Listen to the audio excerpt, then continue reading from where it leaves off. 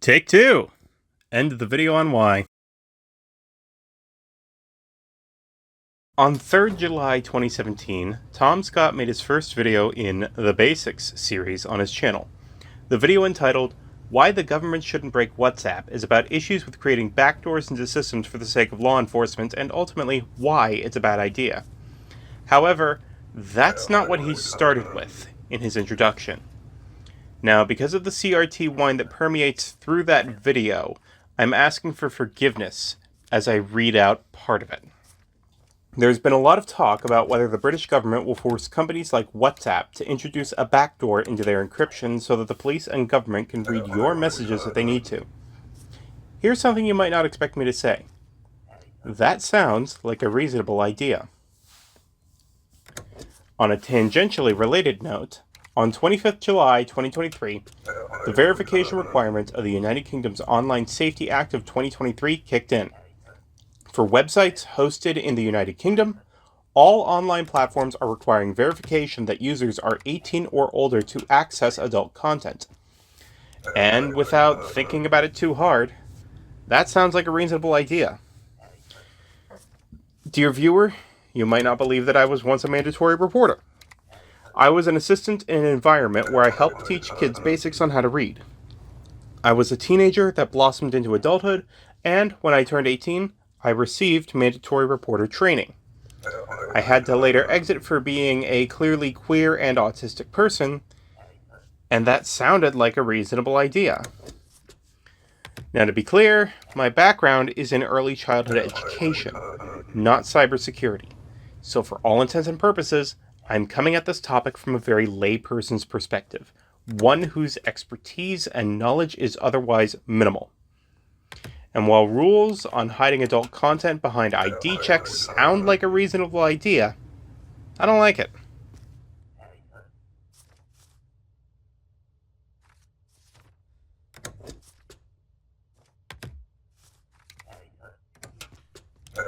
If you have nothing to hide, you have nothing to fear.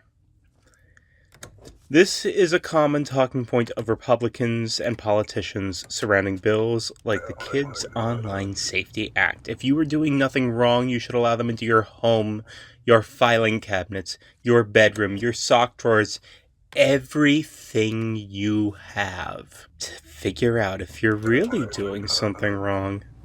Except it's all that you have digitally. If you've ever had the painful experience to have had your house broken into, or your room invaded by someone who was not invited, rifling through your things, you know how invasive this feels. How you lose this feeling of safety in your own abode. Home will never feel the same again. This is, currently, what the Kids Online Safety Act in the United States and the Online Safety Act of 2023 in the UK would enact. Yes, hiding adult content is absolutely a common sense thing. You don't want little Timmy to figure out why cucumbers and donuts don't mix. But limiting the breadth of knowledge that the internet gives us, all because a limited amount of it is pornographic in nature, is wholly unreasonable. This whole situation is like writing off a friend because they misplaced one of their smut books, leaving it on a coffee table instead of a shelf in their bedroom. A common error should not be enough to write off that friend. If I were to leave something out like that, I would have fully expected someone to point it out and for me to quickly hide it if they had their kid over. Maybe we'll laugh about it later like amicable adults. But this all boils down to surrendering your responsibility as a parent to ensure your child is accessing age-appropriate information to that of private corporations or the government, largely to theocratic people who would rather leave them to die after they're born. The problem is that it is your responsibility to make sure your child is accessing age-appropriate information.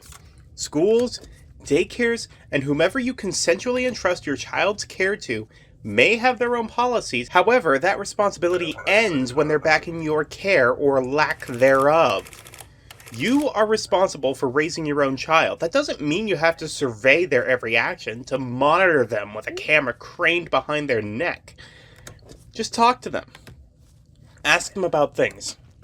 And make sure they know they can trust you.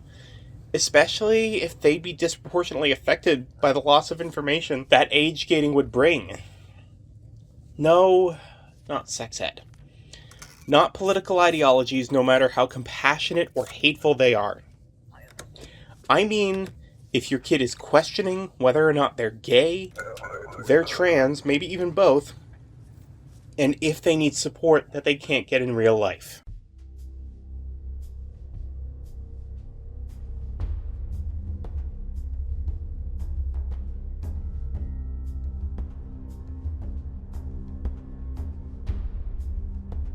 I have a very limited amount of information that I share on public platforms, such as and including this YouTube channel. I've overshared in my past, which was to some benefit at times, detriments to others, and I know the influence that the words of a small creator can have in the real world. And for larger creators, sharing that kind of information can be very deadly. However, I'm open about being non-binary. I'm open about being disabled.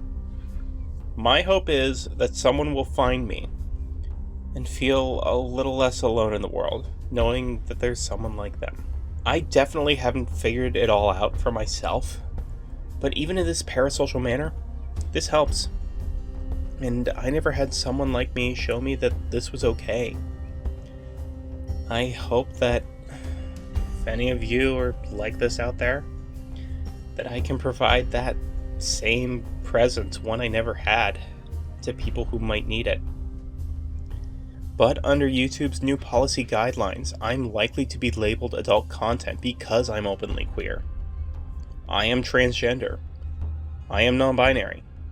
These facts alone make most content filters assume that I, and by extension, anyone who watches me, is an adult. Because for years, including during the time that I grew up, being any flavor of queer, even asexual, ironically, was conflated and lumped into being pornographic. And we're seeing the consequences of that now with video games. I'd already made a video about the immediate effects of Collective Shout's campaign on payment processors to remove content from Steam. There's been updates to that story. PayPal, one of the more forceful voices on the matter, has cut access to buying Steam games in most of the world beyond North America and Europe. On the other side of the coin, itch.io has restored some adult content on their website, specifically anything that was free. But this isn't enough. A number of queer content creators, be they game developers, writers, animators, or sound designers, reported that they were also affected by itch's search de-indexing in the wake of Collective Shout's campaign. Many creators were left scratching their heads, or worse, because many of their creations were safe for work.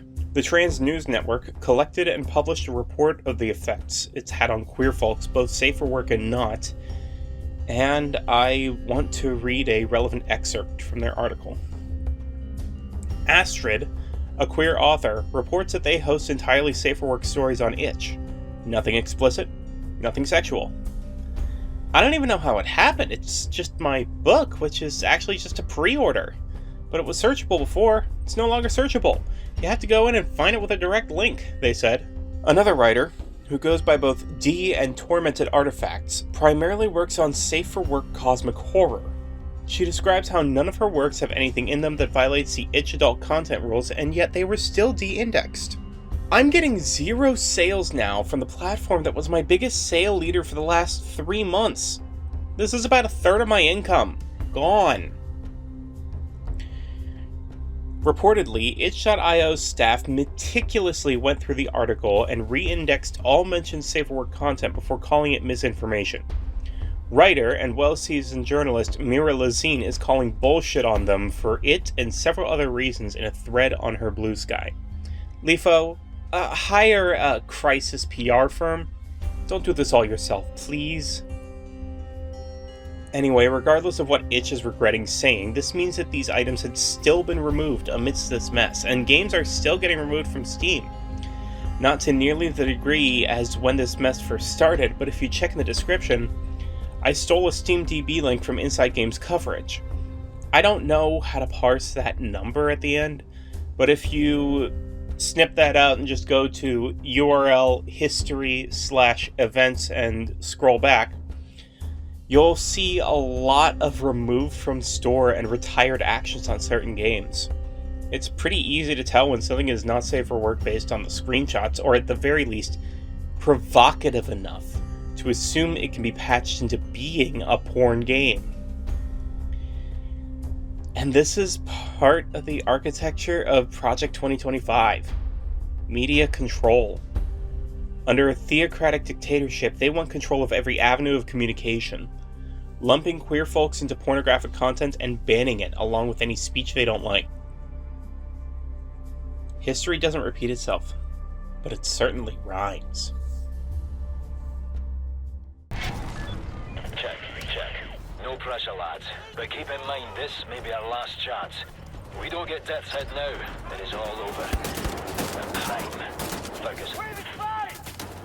Before video games were ever considered as a concept, before there was Christopher Strachey's Checkers game, or before even electronic games like Ralph Baer's Big Brown Box existed, media was consumed in other ways. Books have been around for centuries, and before the prospect of mass communication, before television, before radio, books were the primary form of entertainment for people. For nearly a decade and a half, the German Institut für Sexualwissenschaft had championed LGBT rights and research, up to and including some of the most thorough research on transgender and intersex peoples. Berlin was allegedly the gay capital of the world for a very long time. And I'm sure you know about this photo. Almost there, sir. This photo is, as Wikipedia describes, a picture of, quote, a book burning in Berlin, 10th May 1933. I didn't see him coming. This one, from a later article titled Nazi Book Burnings, is, as described, a German student and Nazi SS member plundering the library of Dr. Magnus Hirschfeld. Dr. Hirschfeld was the director of the Institute for Sexual Science. On May 10th, numerous documents were plundered from the Institute for Sexual Science, and they were burned in the very first Nazi book burning in Germany. This was one of many. There were so many, in fact, that it permeates media based in World War II. In the movie Indiana Jones and the Last Crusade, Adolf Hitler himself, played by an actor, signed the book that Henry Joneses Jr. and Sr. had rescued from being burned for the sake of the plot. The whole plot of The Book Thief by Markus Zusak is about a young girl, Liesl Memminger, taking solace in reading books during World War II and stealing them from wherever she can. In the 2013 movie, she even stole them from those book burnings in Mulking. Of course, real book burnings didn't end with the fall of the Third Reich. There's still a very real phenomenon that continues to this day, including, most recently, Missouri Republican Bill Eigel taking a flamethrower to some cardboard boxes while talking about burning books.